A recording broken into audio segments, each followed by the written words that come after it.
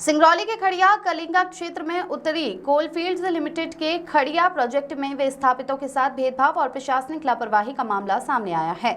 Collector की बैठक में विस्थापितों को रोजगार में प्राथमिकता देने का निर्णय लिया गया था, लेकिन एनसीएल के खड़िया जीएम अरुण त्यागी पर इस निर्देश को नजरअंदाज करने का आरोप है। विस्थापितों का कहना है कि लिस्ट के आधार पर भर्ती प्रक्रिया शुरू नहीं हो रही, जबकि गैर विस्थापितों को दलाली के जरिए नौकरियां दी जा रही है। स्थानीय लोगों के मुताबिक खड़िया कलिंगा में मात्र 50-60 विस्थापित परिवार है जिन्हें प्राथमिकता के आधार पर रोजगार मिलना चाहिए, लेकिन दलाल जिनका इस क्षेत्र में 1 इंच जमीन भी नहीं है, विस्थापितों के नाम पर मोटी रकम वसूल रहे हैं। और विस्थापित परिवारों ने शिकायत की कि उनके पास दलालों को देने के लिए पैसे नहीं हैं, जिसके चलते उनकी नौकरी नहीं लग रही है। आरोप है कि जीएम अरुण त्यागी के करीबी राय साहब, जिनका ट्रांसफर हो चुका है, अब भी भर्तियों में हस्तक्षेप कर रहे हैं। विस्थापितों को बताया गया कि उनकी भर्ती की जिम्मेदारी अमरेंद्र जी संभालेंगे, लेकिन अमरेंद्र से मुलाकात के बाद विस्थापितों को लगा कि भर्ती प्रक्रिया में पहले ही अनियमितताएं हो चुकी है। विस्थापितों ने सरकार के साथ हुए एग्रीमेंट का हवाला दिया, जिसमें उनकी जमीन पर चल रही कंपनी में उन्हें रोजगार की प्राथमिकता देने की बात कही गई है। इसके बावजूद प्रशासन और कंपनी की उदासीनता के चलते विस्थापित हाशिए पर है।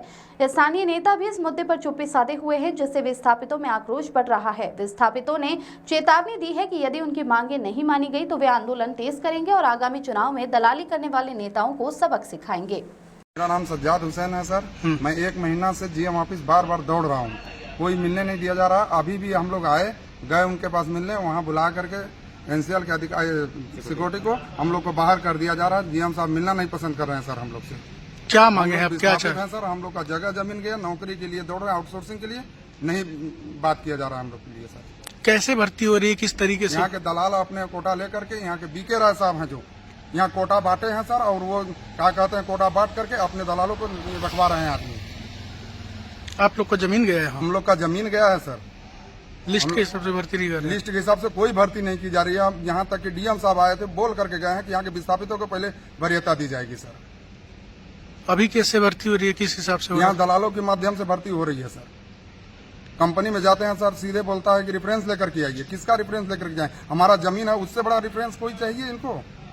यहाँ तो सबको कोटा मिल गया, एनसीएल के अधिकारियों को, यूनियन वाले को, जब सबको कोटा मिल गया है, प्रधान को, नेताओं को, जब सारे लोग को कोटा मिल गया है, सांसद को, विधायक को, तो यहाँ इंसाफ कौन करेगा?